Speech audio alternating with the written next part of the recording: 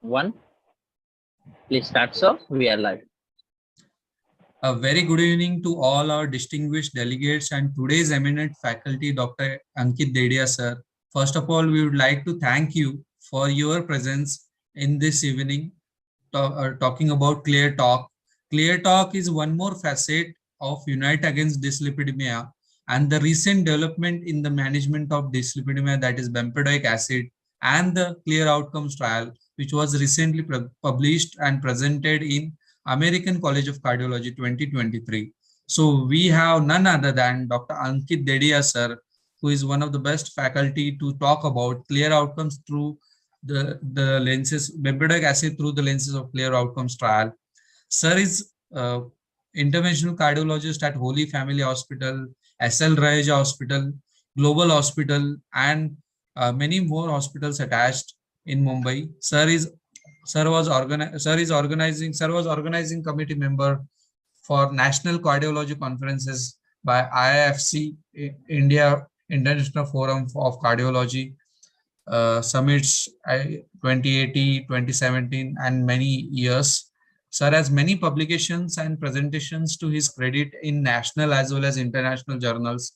And sir is author in cardiology textbooks like CSI, Cardiology Society of India, or National Medical Update of API.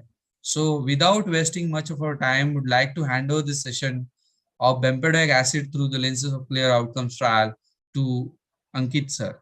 Thank you, sir. Over to you.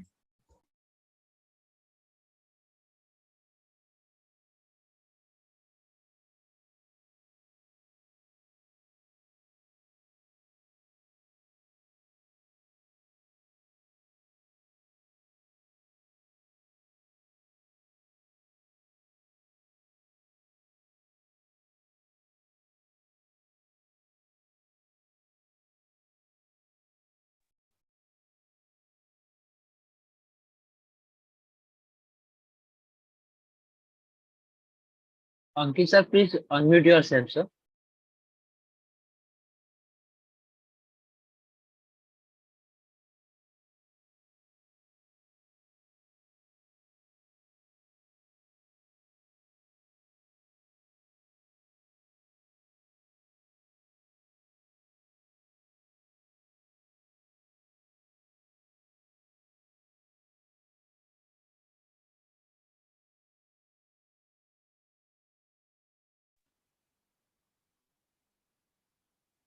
Hello, Yes, sir. Now, am I audible? yes, sir. Yes, sir, you are audible. Okay.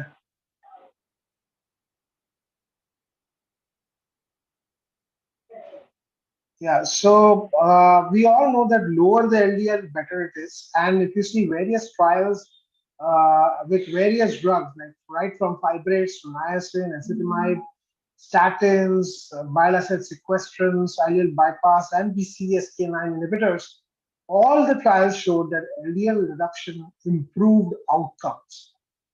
And each 1 millimole per liter reduction of LDL gives more cardiovascular event reduction according to number of years in trials and comorbid conditions as well. So that's why we so much discuss about LDL reduction and so on. Management of dyslipidemia is high on priority and statins are the first line therapy agents, but do all statin users achieve LDL goals as per guideline recommendations? How to achieve LDL targets after maximally tolerated dose of statins? So, coming to the first question or the first concern that all statins at guideline directed medical therapy, do we reach the LDL goals? So if you see the LAI of 2020 CVD risk stratification, so in this again, depending on the risk factors and the risk of cardiovascular events, atherosclerotic cardiovascular events from low to moderate to high and very high and extreme high risk, if you see all these factors are considered uh, to to put a patient or stratify the patient into various categories. Now, in low risk, if you see there is 0 to 1 major ASCVD risk factor and lifetime cardiovascular risk of less than 30%. When you're considering moderate risk, there are two major ASCVDs.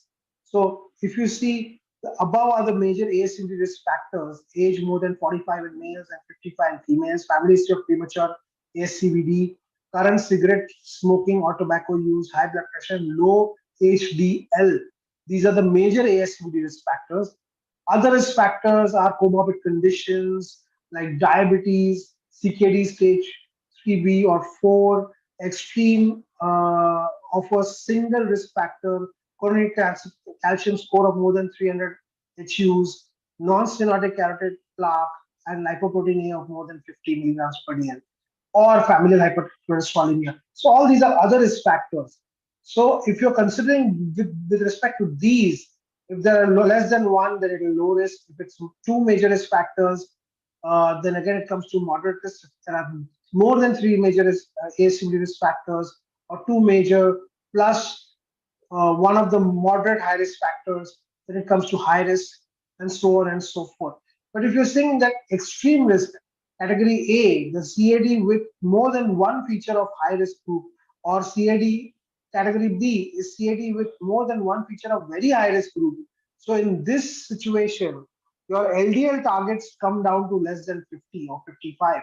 So again, these are very important risk factor stratification that we should do.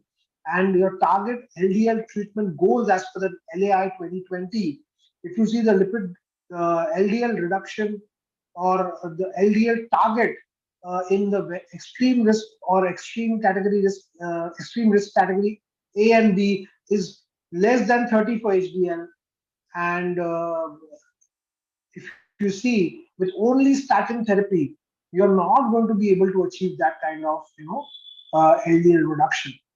So comparing the LDL target in ESC 2016 versus 2019, it was clear that for low risk it remained the same. 115 is the cutoff. For moderate risk, it's from 115 it came down to 100.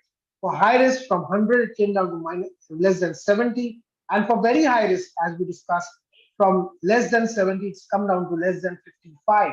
So again, this is important that as cardiovascular risk increases, need to reduce more LDL cholesterol is increasing. Based on the revised ESC 2019 guidelines, how many patients do have controlled LDL cholesterol? So if you see the Da Vinci study, clearly a cross-sectional observational study of patients prescribed lipid lowering drugs for primary and secondary prevention across 18 countries of Europe with 5,800 patients. Objective was to evaluate the impact of ESC 2019 dyslipidemia management guidelines on LDL cholesterol. So Da Vinci study clearly showed that 27.6% eligible patients are receiving high intensity statin. 30% patients are receiving patients achieve lipid goals with high intensity statins. Only 30% could achieve the lipid goals with high intensity statin. So that is a very disheartening number. If I have to tell you that 27.6 eligible patients are receiving high intensity, so lesser patients are receiving high intensity statins, and despite this lesser patients receiving these statins, lesser patients are getting target LDL goals. So this is important to understand. Also, if you see in the very high risk category, 37.5% eligible patients are receiving high intensity statins, whereas only 22% reached or achieved lipid goals with high intensity statins. So again, statin as a monotherapy is a good drug, but do you achieve adequate LDL goals or target goals for LDL with only statins? So the answer is very clear. Answer is no. You don't reach to the best target goals that you want to achieve with a monotherapy. Also, how to achieve LDL targets after maximally tolerated dose of statins. Again, in this, how to be effective with lipid lowering therapy in very high risk patients. So ASCVD patients should be risk stratified. ASCVD score should be calculated. Patients should be looked for other comorbid conditions, familial hypercholesterolemia, complete statin intolerance. All that has to be evaluated.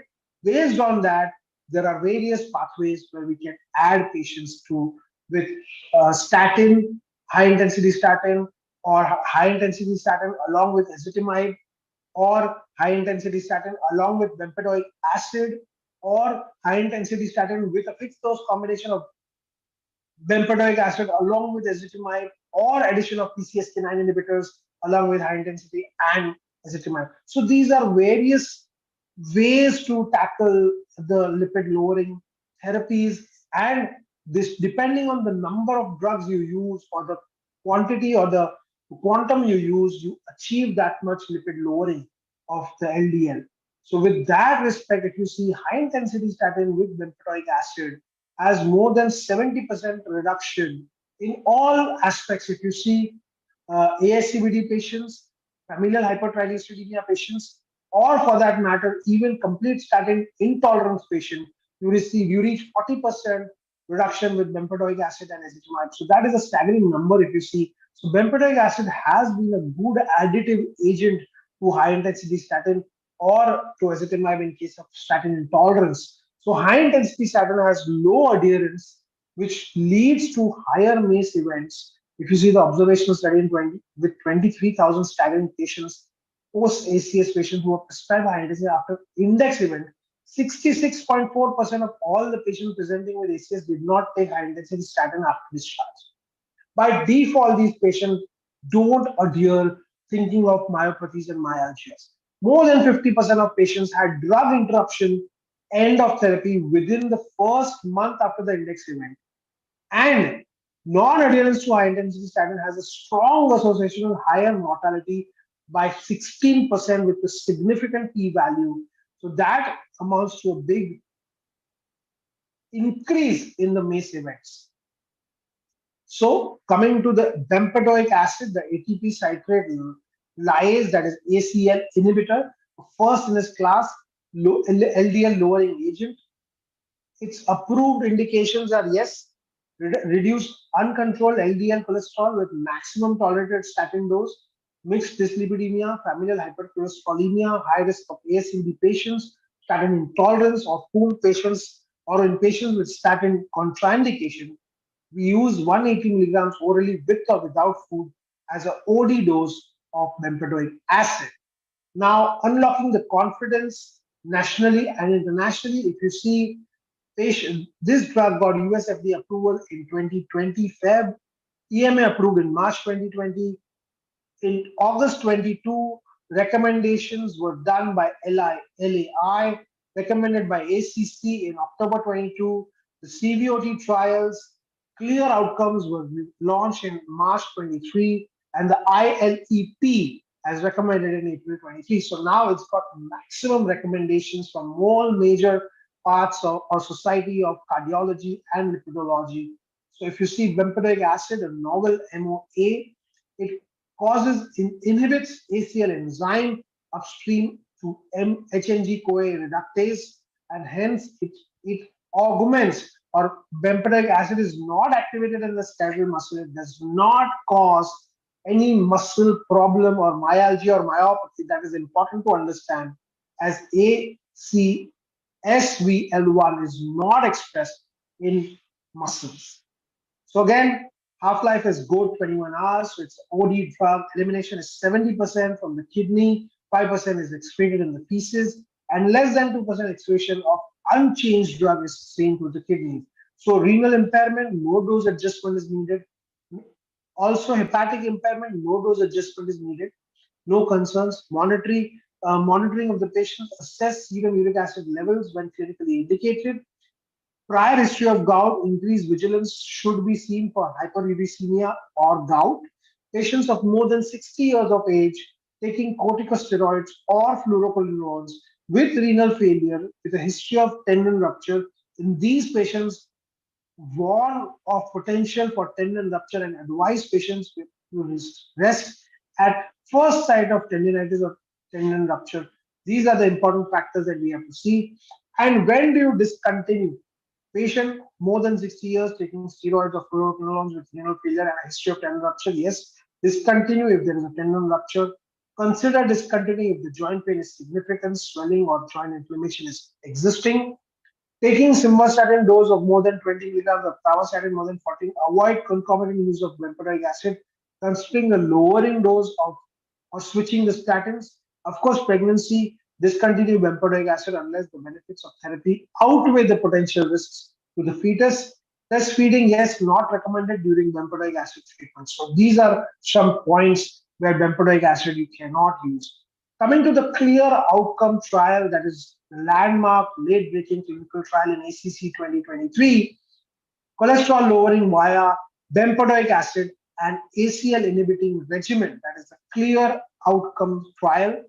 Again, in this, if you see global CVOT study of bempedoic acid in statin intolerant patients with elevated LDL, in these patients, for primary and secondary prevention, patients with elevated LDL cholesterol and statin intolerant patients were taken into consideration.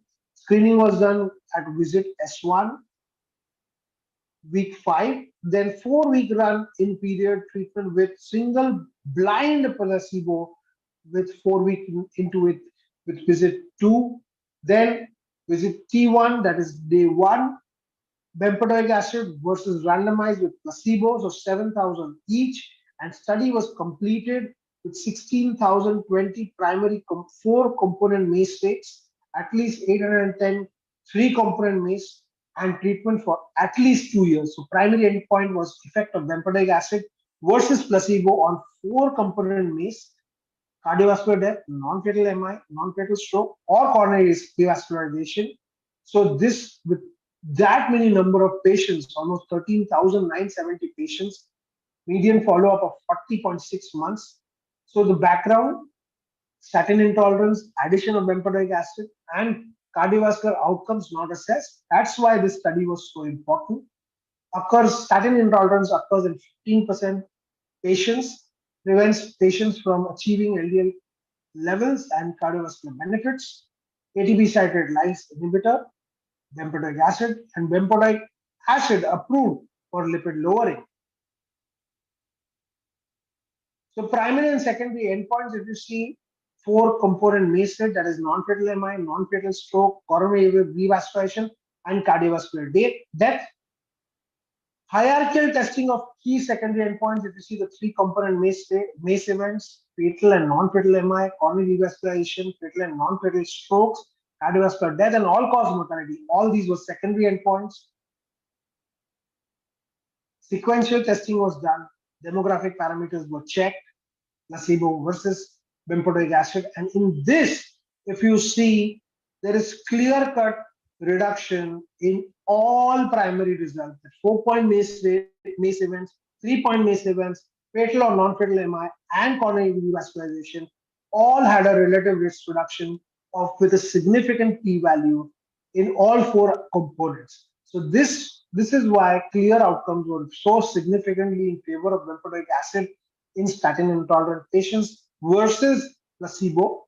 Among statin intolerant patients, treatment with bempedoic acid was associated with a lower risk of 4-component MACE, 3-component MACE, MI, and coronary revascularization.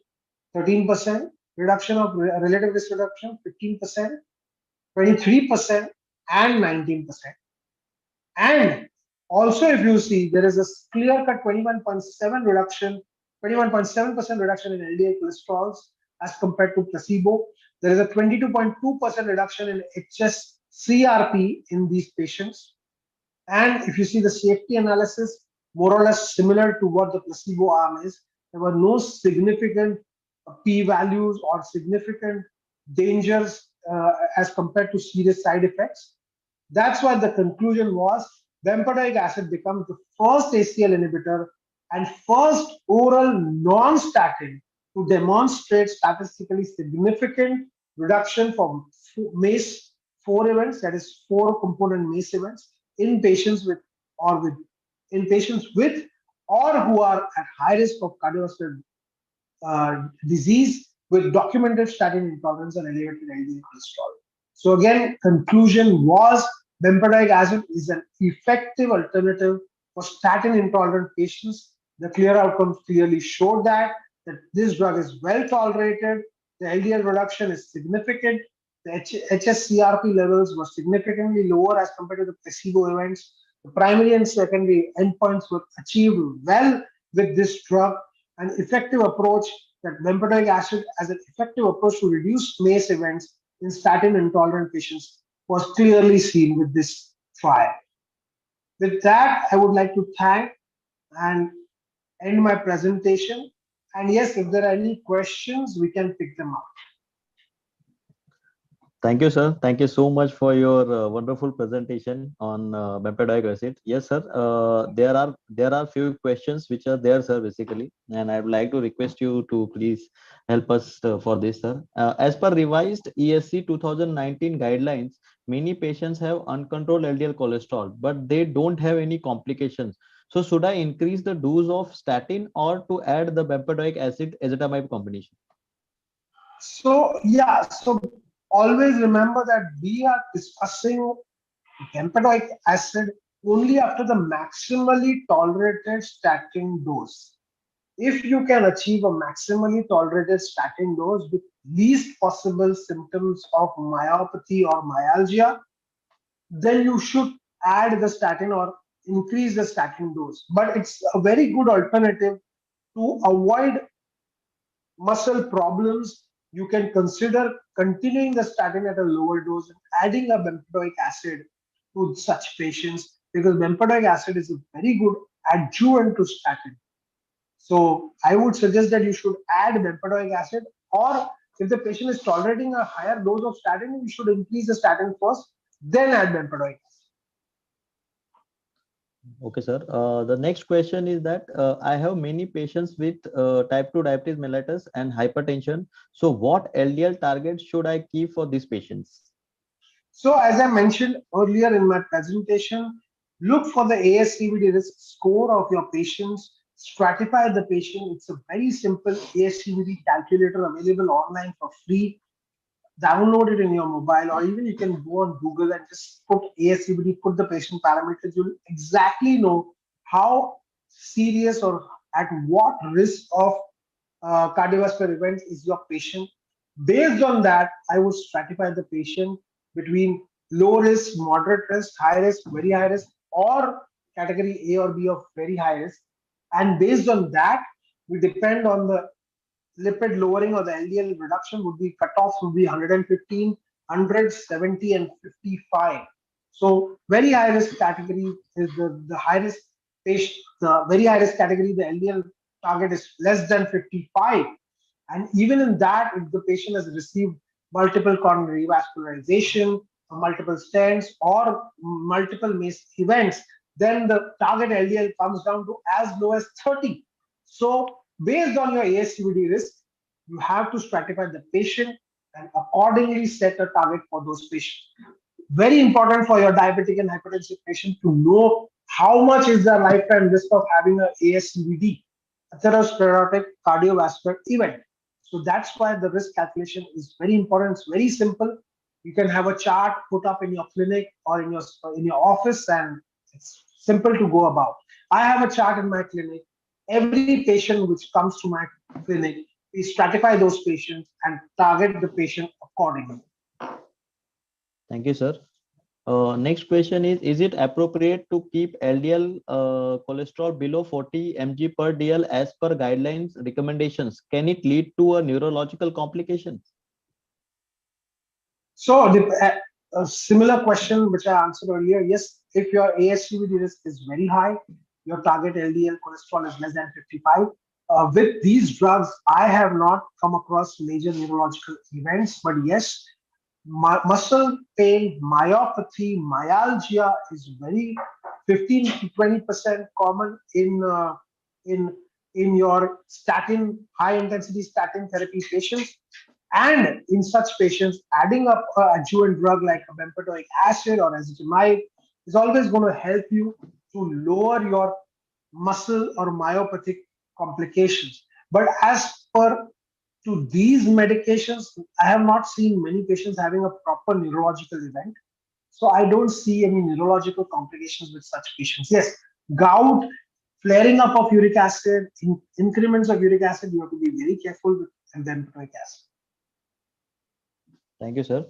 So next question is, if patient is having elevated LDL cholesterol with moderate statin dose, then what should we do? Either to increase the dose of statin or to add bempedoic acid. So again, in this patient, if the patient is able to tolerate the high intensity statin, you go up on rosuvastatin to 40 or atorvastatin to 80.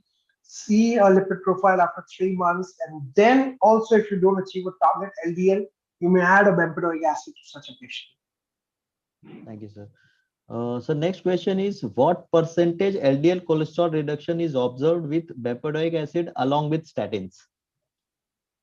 So depending on what is the dose of statin, if it's a high intensity statin, that is 20 to 40 of rosuvastatin or 40 to 80 of atorvastatin, along with ezetimibe, you get a good 60 to 70% LDL reduction. I see most of my patients on adding up of bempedoic acid with a high intensity statin. Patients' LDL cholesterol targets are easily achieved without ezetimibe also. So reduction is as good as 65 to 70%, as I showed in my slide, that these combination therapies are doing wonderfully well in achieving good targets in our LDL patients.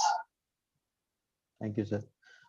Next question, what I have received is, what percentage of statin intolerance do you observe in routine practice? Can bempedoic acid be drug of choice for those patients?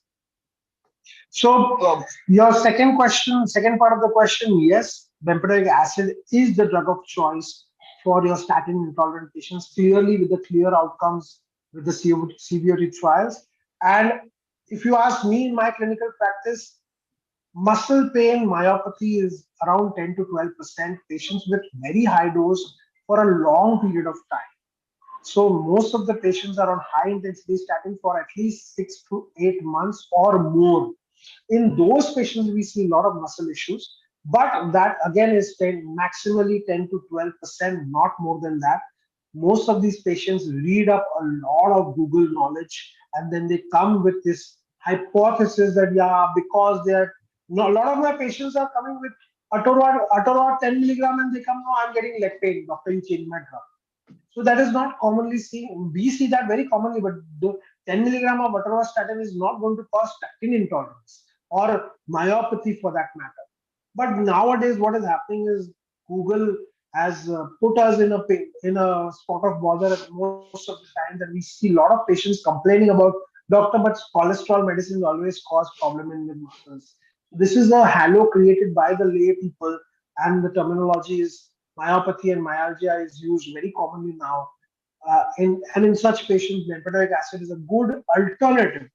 But again, there should be a documented statin intolerance with a SGPT, SGOT levels, with a LFT done, with a CKMB level. All those things should be documented to label a patient having a statin intolerance. The definition of statin intolerance is very clear in all the guidelines, which we should follow. We should not entertain patients with 10 milligram statin and no, I'm getting myopathy. So that is, we should not, encourage such statements. Thank you, sir. The next question, interesting question, what I'm saying, in routine practice, how much bempedoic acid is safe to use for a longer duration? Is it benefited more in diabetic mellitus patients? So yeah, patients with diabetes, comorbid conditions, bempedoic acid is a good adjuvant therapy along with high intensity statin. We can use it. Next question is, sir, as per clinical trial data, is it more beneficial to use bempedoic acid in pre-diabetic patient to delay NODM, new onset of diabetic mellitus? Sir? So again, this new onset diabetes, so it does not work clearly in, if you start a patient on statin, the patient is going to become a diabetic. That is a wrong strategy or a myth that we are following up a lot. But see, you cannot replace bempedoic acid to statin in a normal patient. In a statin intolerant patient, I can understand. But drug of choice for lowering LDL is still going to be statin only. In statin intolerant patient, yes, bempedoic acid is a good drug. But I don't see diabetes occurring so commonly because you added statin. Patients who are pre-diabetic, yes, their HbA1c may go up slightly if they are not careful. But otherwise, diabetes does not have an inception because you added a patient on statin. Basically, so this is the second last question. What I'm saying, I mean, yeah, what should be ideal patient profile for bempedoic acid plus ezetimibe combination along with statins? So ideal would be patient not tolerating statins at a very high intensity level. In this patient with multiple comorbid condition and where LDL reduction is very significant, patient has had MACE events, then you want these three pair drugs on the patient to get your target LDL of less than 55. But because your statin dose, you cannot go up beyond 20 or 40, then you can add these two drugs with a 10 or 20 and add the three drugs together. Thank you, sir. This is the last question. What I'm saying, sir, is it safe to use bempedoic acid in mild to moderate CKD patients? Yes, Bempedac, but again, uric acid, you have to be careful. Mild to moderate CKD patients, your uric acid levels should be controlled or they should be treated well before putting the patient on bempedoic acid because you have a tendency of bempedoic acid pushing up the uric acid levels high. So get your CKD patients uric acid checked. If they're normal, then you should start bempedoic acid. There is no dose adjustment needed with renal impairment and bempedoic acid.